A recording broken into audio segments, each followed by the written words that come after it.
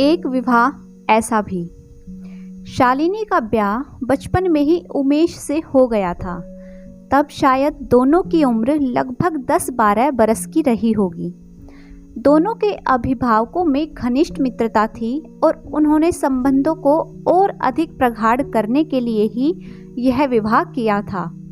समय के साथ दोनों बच्चे बढ़ते रहे। शालिनी ने 12 करने के बाद पढ़ाई छोड़ दी, पर उमेश आगे पढ़ता रहा। वह पढ़ाई में तेज था। धीरे धीरे 10 वर्ष बीत गए। दोनों ही युवा हो गए। उमेश की रेलवे में स्टेशन मास्टर के पद पर नियुक्ति हो गई। दोनों घरों में खुशियां मनाई गई। जब नौकरी करते हुए 1 वर्ष हो गया तो उमेश के पिता दीनदयाल जी ने उसकी मां रमा से कहा कि अब हमें उमेश की पत्नी का गोना करके बुला लेनी चाहिए। रमा बोली, आप सही कह रहे हैं। पंडित जी को बुलाकर मुहूर्त निकलवा लो और समधी जी को भी संदेशा भिजवा दो ताकि वह भी तैयारी कर लें। फिर दीनदयाल जी ने पंडित को बुलाकर शुभ मुहूर्त निकलवा लिया और अपने समधी जी को भी संदेशा भिजवा दिया। पंडित ने अगले महीने की 4 तारीख को शुभ मुहूर्त निकाला। दोनों ओर तैयारियां पूरे जोरों शोरों पर थी। अगले हफ्ते जब उमेश आया तो दीनदयाल जी ने उसे इस बात से अवगत कराया।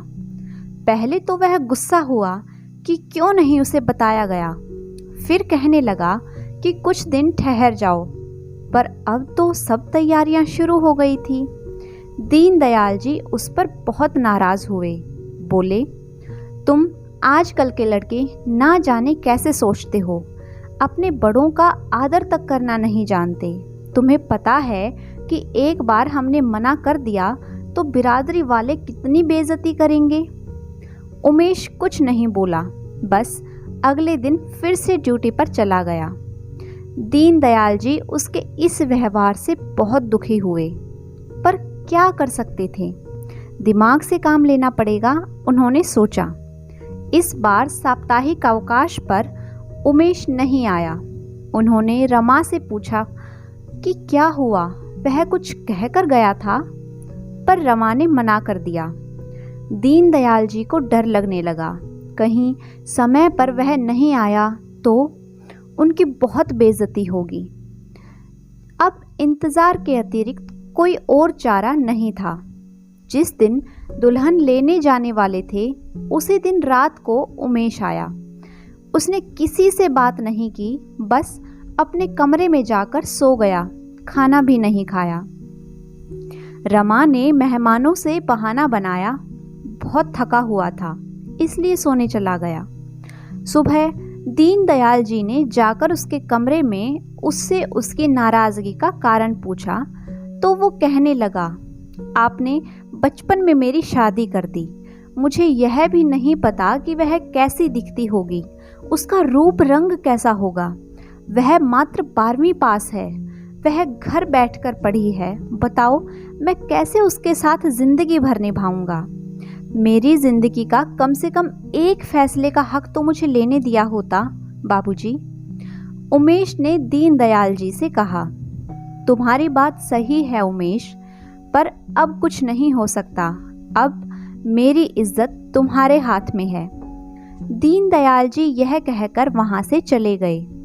उमेश कोई बिगड़ा लड़का नहीं था, उसमें कोई ऐब भी नहीं था, पर वह चाहता था कि जिससे शादी करे कम से कम उससे मिल तो ले, एक बार समझ तो ले। यह तो एक अंधे कुएं में झांकने के सिवा कुछ ना था। क्या करता, सामाजिक मान प्रतिष्ठा का सवाल था। मान गया पिता की बात। लड़की विदा होकर आ गई। घर में बधाइयाँ होने लगी। बहू की मुंह दिखाई हुई। सारे रीति रिवाज के कार्य संपन्न हुए। अगले दिन सुहाग रात थी। उसका मन नहीं था कि वह अंदर जाए, पर सामाजिक मान मर्यादा का सवाल क्या करता। वह देर रात अंदर गया। अंदर सुहाग की सेज सजी हुई थी। प्रतीक्षा में शालिनी बैठी हुई थी। शायद वह भी थकी हुई थी, पर रीतियों की अनुपालना भी आवश्यक थी। जैसे ही उमेश उसके पास गया तो वह उठकर खड़ी हो गई। उमेश ने बैठने का इशारा किया तो वह बैठ गई। तभी उमेश ने शालिनी से कहा, रात काफ़ी हो गई है, तुम सो जाओ, मैं भी यहीं सो जाता हूँ। उमेश पास पड़े सोफे पर लेट गया। शालिनी ने कहा कि आप इस बेड पर सो जाओ, मैं उस सोफे पर सो जाती हूँ। पर उमेश ने अनसुना कर दिया और वहीं सोफे पर सो गया। थोड़ी देर में ही उसके खर्राटे बजने लगे। थोड़ी देर बाद वह इंतज़ार करती रही और फिर वहीं बेड पर सो गई। अगले दिन उमेश अपनी ड्यूटी पर चला गया। दीनदयाल जी ने रोकने की बहुत कोशिश की, पर वह नहीं रुका। उसने तो शालिनी को देखा तक नहीं। अब वह महीने में एक आध बार ही आता, वह भी शाम को, और सुबह को चला जाता। वह शालिनी से मिलता भी नहीं था। दीनदयाल जी और रमा को बहुत बुरा लगता, पर क्या करते। इधर शालिनी ने यह बातें कभी किसी को नहीं बताई। वह उन दोनों का बहुत ध्यान रखती, घर का हर कार्य वह संभाल लेती। शालिनी जैसी बहू पाकर दोनों लोग बहुत खुश थे। धीरे धीरे 4 साल बीत गए, पर उमेश के व्यवहार में कोई फर्क नहीं पड़ा। इसी दौरान शालिनी का मन लगा रहे, इसलिए दीनदयाल जी ने उसका दाखिला कॉलेज में करा दिया। उसने 12वीं में 82% अंक प्राप्त किए, इसलिए उसका एडमिशन वहाँ के सबसे बढ़िया कॉलेज में हो गया। 3 साल में उसने बेहतरीन अंकों से स्नातक कर ली, वह भी 80% अंकों से। दीनदयाल जी बहुत खुश हो गए। उन्होंने उसे और प्रोत्साहित किया। उसका बैंक परीक्षा का फॉर्म भरवा दिया। यह बात दीनदयाल जी और रमा ने उमेश को भी नहीं बताई। शालिनी थी भी बहुत सुंदर। नैन नक्श तो हीरोइनों को भी मात करता था। रंग दूध की तरह सफ़ेद, स्वभाव ऐसा कोई भी मीन मेख ना निकाल सके। उसने बैंक की परीक्षा दी। कुछ दिन बाद परिणाम निकला तो पता चला कि वह पास हो गई है। उसी शहर के स्टेट बैंक में उसकी नियुक्ति हो गई है। रोज सुबह 5 बजे उठना, घर के सारे काम करके वह ड्यूटी पर चली जाती। फिर शाम को वापस आकर घर के सारे काम निपटाती। इधर उमेश का चक्कर उसके ऑफिस में काम करने वाली रितु से हो गया। अब वह 2-2 महीने घर ना आता। अपनी तनख्वाह का एक बड़ा हिस्सा वह रितु पर खर्च करने लगा। उमेश को यह मालूम ही ना था कि रितु एक दिल फेंक लड़की थी। उसके उमेश जैसे ना जाने कितने और पुरुष मित्र थे। यूं समझ लो रितु का यह प्रोफेशन था। एक दिन शाम को उमेश को तेज बुखार हो गया। वह डॉक्टर के पास गया तो डॉक्टर बोले, आपको मलेरिया आ गया है, आपको एडमिट करना पड़ेगा। आप अपने किसी परिचित को बुला लें, कम से कम 3-4 दिन आपको भर्ती रहना पड़ेगा। उमेश ने रितु को फ़ोन लगाकर सारी स्थिति से अवगत कराया। उधर से वह बोली, मैं अभी किसी काम में बहुत बिजी हूँ, देर रात आ सकूँगी। फिर उमेश ने अपने बॉस को फ़ोन कर परिस्थिति से अवगत करवाया तो वो बोले, चिंता नहीं करना, आप एडमिट हो जाएं, मैं संभव व्यवस्था करता हूँ। उमेश भर्ती हो गया। रात को 8 बजे वो अपने परिवार के साथ आ गए। साथ में खाना और फल लेकर आए थे। बोले, मैं कल भी आऊँगा, पर मैं चाहता हूँ कि तुम अपने परिवार को सूचित कर दो। फिर वो अपने घर चले गए। उमेश ने उनके लाए खाने में से कुछ खाया और कुछ वापस टिफिन में बंद करके रख दिया। उसका कुछ भी खाने को मन नहीं कर रहा था। देर रात को लगभग 11 बजे रितु ऑफिस के एक व्यक्ति के साथ आई। कुछ देर बैठी रही, फिर उठकर चली गई। जाते समय कुछ बोलकर भी नहीं गई। उमेश को अच्छा नहीं लगा, पर वह कर भी क्या सकता था। अगले दिन बॉस सुबह 8 बजे आ गए। अपने साथ ताज़ा बना हुआ खाना भी लाए थे। जाते समय बोलकर गए कि कोई ज़रूरत हो तो मुझे बेझिझक फ़ोन कर देना। उमेश को तबीयत ज़्यादा खराब लग रही थी। बॉस द्वारा लाया गया खाना उमेश ने थोड़ा सा खाया, बाकी वापस टिफ़िन में बंद कर दिया। वह सोच रहा था कि रितु रात को बिजी रही होगी तो आज ज़रूर आएगी। शाम तक उसने इंतज़ार किया, पर रितु नहीं आई। 3 दिन बीत गए। उमेश की हालत में कोई सुधार नहीं हो रहा था। डॉक्टर खुद हैरान था कि इतनी बढ़िया दवाइयाँ देने के बाद भी हालत में सुधार क्यों नहीं हो रहा है। उसने आकर उमेश से कहा, आप अपने परिवार को बुला लो, आपकी हालत में सुधार नहीं हो रहा है। आखिरकार हार कर उसने अपने घर फ़ोन लगाया तो उसकी माँ ने फ़ोन उठाया। उधर से माँ ने हेलो हेलो करके पूछा, कौन? उमेश ने कांपती आवाज़ में कहा, माँ मैं उमेश। उसकी कांपती आवाज़ सुनकर रमा बोली, क्या हुआ बेटे? माँ की आवाज़ सुनकर उमेश रोने लगा। बोला, माँ मेरी तबीयत काफ़ी ख़राब है, आप जल्दी चले आओ। रमा घबरा गई पर खुद को संभालते हुए बोली, चिंता मत कर, हम अभी निकलते हैं। रमा ने तुरंत दीनदयाल को आवाज़ दी। उस समय वो सो रहे थे। बोले, क्या हुआ? रमा बोली, उमेश की तबीयत बहुत ख़राब है, हमें तुरंत चलना पड़ेगा। दीनदयाल जी भी चिंतित हो गए। बोले, शालिनी को तो आने दो, फिर चलेंगे। जैसे ही शालिनी आई उन्होंने उसे सारी बात बता दी। वह ज़्यादा घबरा गई, रुआंसी होकर बोली, चलो माँ अभी निकलते हैं, बस मैं कुछ कपड़े रख लेती हूँ। दीनदयाल जी ने उसे समझाते हुए कहा, बेटे घबराओ मत, सब ठीक हो जाएगा। शाम की 7 वाली ट्रेन में वो लोग बैठ गए। सुबह 7 बजते ही वो अस्पताल पहुंच गए। देखा उमेश की हालत तो काफ़ी नाजुक थी। वह डॉक्टर से मिले तो उन्होंने समझाया कि तबीयत बिल्कुल सही है, बस आप लोगों की ज़रूरत थी। दवा के साथ दुआ और मन की शांति भी ज़रूरी है। शालिनी ने जल्दी से गर्म पानी मंगवाकर उमेश के पूरे शरीर की अच्छी तरह सफाई की।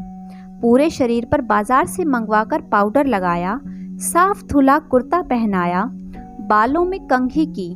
पास ही नाई के दुकान से नाई को बुलवाकर उमेश की शेव कराई। थोड़ी देर में उमेश का कायाकल्प बदल गया। फिर माँ ने अपने हाथ से बोस का लाया खाना ज़बरदस्ती खिलाया। दोपहर को जब डॉक्टर ने उमेश को चेक किया तो पाया उसकी रिकवरी 60% हो गई है। उसने दीनदयाल जी को बताया कि इनकी रिकवरी बहुत तेज हुई है, इसका कारण आप लोग हैं।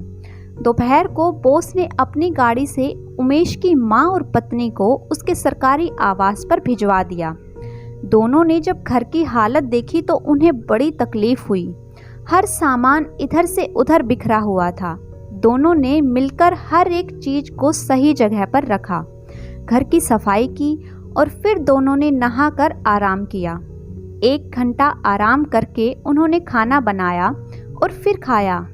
अब घर घर दिखने लगा था। शाम को दोनों ने खाना बनाया और हॉस्पिटल पहुंच गई। दीनदयाल जी और उमेश दोनों ने खाना खाया। फिर रात को दीनदयाल जी ही अस्पताल में रुके। अगले दिन तो चमत्कार सा हो गया। उमेश उठकर इधर से उधर घूमने लगा। शाम को शालिनी ने डॉक्टर से उमेश के डिस्चार्ज की बात की तो वो खुश होते हुए बोले, कल आप उनको घर ले जा सकते हो। वैसे तो कोई दिक्कत नहीं आएगी, पर यदि आए तो मेरे पास ले आना। अगले दिन उमेश अपने कमरे पर आ गया। थोड़ी कमजोरी उसे ज़रूर महसूस हो रही थी, पर अब भूख बहुत लग रही थी। लेकिन उसे समझ नहीं आ रहा था कि वह औरत कौन है जो उसकी और उसके परिवार की सहायता कर रही है। उसका दिल हुआ कि एक बार पूछ ले, पर हिम्मत नहीं हुई। 3-4 दिन में तबीयत बिल्कुल ठीक हो गई। फिर दीनदयाल जी उमेश को लेकर अपने घर आ गए। उमेश की जब ढंग से देखभाल हुई तो वो दुरुस्त हो गया। आज उसने मन में सोच रखा था कि वह माँ से उस औरत के बारे में जानकर ही रहेगा जो हमेशा घूंघट निकाले रहती है। उसने उमेश की बहुत सेवा की थी, वह उसको भुला नहीं सकता था। उसकी पत्नी भी दिखाई नहीं पड़ रही थी, शायद मायके गई होगी। माँ जब उसके पास आई तो उसने संकोच करते हुए पूछ लिया, माँ वह औरत कौन है जो हमारी सहायता करती रहती है? मुझे नहीं मालूम बेटे, वह शायद तुम्हारे पिता के किसी दोस्त की लड़की है। माँ वो तो बहुत ही अच्छी लड़की लगती है, हमारी कितनी देखभाल की उसने, मैं भुला नहीं सकता उसे। उसकी सेवा के लिए शुक्रिया तो बनता ही है। ठीक है बोल देना, अब चलकर नहा ले, माँ ने कहा। फिर वह नहाने चला गया। शाम को जब वो आई तो उमेश ने कहा, सुनो। उसने पीछे मुड़कर देखा पर घूंघट निकाले रखा। आपने मुझसे कुछ कहा क्या? उमेश ने सकपकाते हुए कहा, हाँ, आपको धन्यवाद देना चाहता था, आपने हमारी सहायता जो की है। कोई बात नहीं, यह तो मेरा कर्तव्य था। वैसे भी दीनदयाल अंकल मेरे धर्म पिता हैं, उसने अपनी सुरीली आवाज में कहा। उमेश को वह औरत अच्छी लगने लगी थी। वह कोशिश करता कि कैसे भी उसकी नज़दीकी मिल जाए। एक दिन हिम्मत करके वह उसके कमरे में चला गया। उस वक्त शालिनी घूंघट में नहीं थी। वह उसका चेहरा देखते ही स्तब्ध रह गया। इतनी खूबसूरत थी वो। उमेश की आंखें जैसे उसके चेहरे पर ही गड़ गई थी। शालिनी ने जल्दी से घूंघट निकाल लिया। बोली, कैसे आए आप? कुछ काम था? उमेश की स्थिति इतनी खराब हो गई थी कि उसे देखकर मुंह से उसके बोल ही नहीं फूट रहे थे। इतना खूबसूरत चेहरा उसने पहले कभी नहीं देखा था। तभी शालिनी बोली, कहाँ खो गए श्रीमान? कहीं नहीं, बस गलती से इधर आ गया था। अगर कोई असावधानी हो गई हो तो क्षमा करना। उमेश ने कहा, नहीं, कोई दिक्कत नहीं हुई मुझे उमेश। शालिनी ने उमेश को वहीं पड़ी कुर्सी पर बैठने को कहा। फिर पूछा, अब आपकी तबीयत कैसी है? ठीक हूँ, उमेश ने कहा। अच्छा, आप बता सकते हैं कि आपकी पत्नी कहाँ है इस समय? शालिनी ने पूछा। उमेश को अचानक अपनी पत्नी की याद आ गई। उसे पता नहीं था कि वह कहाँ है। इस समय वो उसे पहचानता तक नहीं था। सुहाग रात को वह इंतज़ार में बैठी रही और वह खुद सो गया। आखिर उसकी गलती क्या थी? क्या उसने कहा था कि आकर मुझे विदा करा ले जाओ? नहीं ना। फिर उसकी क्या गलती थी? मेरे इतने तिरस्कार को भी बर्दाश्त कर गई। किसी को बताया तक नहीं कि मैंने उसके जीवन को अस्त व्यस्त कर दिया था। यह मैंने क्या किया? इसकी कोई माफ़ी होगी? तभी शालिनी की आवाज़ से उसकी तंद्रा भंग हुई। वह पूछ रही थी, क्या हुआ उमेश, आपने बताया नहीं? उमेश के होंठ कांप रहे थे पर वह बोल नहीं पा रहा था। क्या हुआ? आप इस तरह कांप क्यों रहे हैं? मैंने इतना बड़ा अपराध किया है जिसकी कोई माफ़ी नहीं है मोहतरमा, आपका जो भी नाम है। उमेश के होंठों से थोड़ी ज़्यादा स्पष्ट आवाज़ आई। आप जानती नहीं मैंने कितना बड़ा अपराध किया है। मैंने अपनी उस मासूम पत्नी का शोषण किया। आज 4 साल हो गए, मैंने उससे बात तक नहीं की। मुझे बताते हुए बड़ी शर्म आ रही है कि मैं उसकी शक्ल तक नहीं पहचान सकता। अब तुम ही बताओ मेरा अपराध कितना भीषण है। क्या कभी मेरे पाप का कोई प्रायश्चित होगा? क्या वह कभी मुझे माफ़ कर पाएगी? यह कहकर वह फूट फूट कर रोने लगा। शालिनी की भी आंखें भर आई, पर वह उमेश का मन लेना चाहती थी। देखो उमेश जी, आप इतना दुखी मत होइए। हर चीज़ का प्रायश्चित होता है, बस थोड़ी हिम्मत करिए। तो उमेश बोला, अच्छा, क्या मेरे पाप का कोई प्रायश्चित हो सकता है? बताओ मुझे। आपके पापों का भी प्रायश्चित है। अगर आप अपनी तमाम गलतियों की क्षमा शालिनी से मांग लें तो। उमेश एकदम भावुक होकर बोला, क्या वह मुझे सचमुच माफ़ कर देगी? हाँ हाँ, बिल्कुल माफ़ कर देगी, शालिनी ने कहा। ठीक है, कल मैं सुबह उससे मिलने ज़रूर जाऊंगा। फिर वह वहाँ से अपने कमरे में चला गया। आज उमेश ने सोच लिया कि वह कल सुबह ही अपनी ससुराल जाएगा शालिनी को लेने, और फिर वह सो गया। शायद सही फैसले ने मन को शांत कर दिया था, जिससे उसे अच्छी नींद आई। उधर शालिनी ने अपने ससुर से बात करके रात को गाड़ी करके ही अपने मायके निकल गई। उसे विश्वास था कि कल उमेश निश्चित ही उसके मायके जाएगा। अगर वो वहाँ नहीं मिली तो पता नहीं क्या कर बैठे। फिर अगले दिन उमेश अपने ससुराल को रवाना हो गया। माँ ने पूछा भी कि कहाँ जा रहे हो इतनी सुबह, जबकि वह जानती थी। उमेश ने कहा, माँ, मेरा एक प्रायश्चित अभी बाकी है। मैं आज उसी प्रायश्चित को पूरा करने जा रहा हूँ। यदि मैंने यह पूरा नहीं किया तो मेरे जीवन का कोई अर्थ नहीं रह जाएगा। फिर वह रुका नहीं। दोपहर 12 बजते बजते अपनी ससुराल पहुँच गया। जैसे ही वह ससुराल पहुँचा, घर में खुशी का माहौल व्याप्त हो गया। उमेश का आदर सत्कार होने लगा, पर उसकी आंखें किसी और की तलाश में थी। उमेश बेटा, आज आप पूरे 5 साल बाद आए। ऐसी हमसे क्या नाराज़गी हो गई थी? मैंने शालिनी से बहुत बार पूछा। वह कहती थी कि आप नौकरी में व्यस्त हो, इसलिए आना नहीं हो पाया। शालिनी के पिता ने शिकायत की। नहीं पिताजी, उसने आपसे झूठ बोला था, वास्तविकता कुछ और थी, उमेश ने धीरे से कहा। लेकिन शालिनी ने झूठ क्यों बोला? उसके पिता ने अचरज भरे स्वर में कहा। इसलिए कहा क्योंकि वह मेरे परिवार की मान प्रतिष्ठा को बचाए रखना चाहती थी। फिर उमेश ने हर वह बात बता दी जो पिछले 5 सालों में उसने की थी। उमेश की आंखों में आंसू भर आए थे और गला रुंधने लगा था। आज आपके दरवाजे पर मैं प्रायश्चित करने आया हूँ और अपने उन तमाम गुनाहों की माफ़ी मांगने आया हूँ। जानता हूँ क्षमा मुझे नहीं मिलनी चाहिए, पर मैं आपसे अनुरोध करता हूँ कि एक बार मुझे उससे मिलवा दो। बस मैं अपने सारे गुनाहों की माफ़ी मांग लूँगा, ज़बरदस्ती नहीं, पर वो मुझे माफ़ करके मेरे साथ चलना चाहेगी तो मैं समझूंगा कि मेरे जीवन को जीने का मुझे अधिकार मिल गया, उमेश ने कहा। उन्होंने अपनी पत्नी को इशारा किया कि उमेश को शालिनी से मिला दें। जब उमेश शालिनी के पास पहुंचा तो उसने अपनी निगाहें नीचे कर रखी थी। उसकी हिम्मत नहीं थी कि वह उससे निगाहें मिला पाए। तभी शालिनी की आवाज़ आई, निगाहें ऊपर कर लें आप। सुबह का भूला यदि शाम को घर आ जाए तो उसे भूला नहीं कहते। आवाज़ जानी पहचानी लगी उमेश को। यह आवाज़ तो उसने कहीं सुनी है, पर कहाँ, यह याद नहीं आ रहा था। उसने आवाज़ की ओर निगाहें उठाकर देखा तो वह सन्न रह गया। अरे, यह तो वही सुंदरी है जिसे मैंने अपने घर देखा था। आप उमेश की आवाज़ हड़बड़ा उठी थी। हाँ, मैं ही शालिनी हूँ, आपकी पत्नी, शालिनी ने कहा। अब उमेश को लगा कि यह उससे कैसे हो गया। यह इतनी सुंदर थी और मैं जाने क्या सोच रहा था, यह मैंने क्या कर डाला था।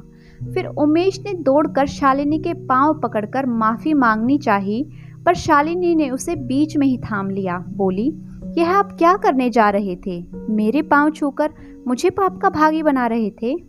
फिर उसने उमेश को अपने गले से लगा लिया।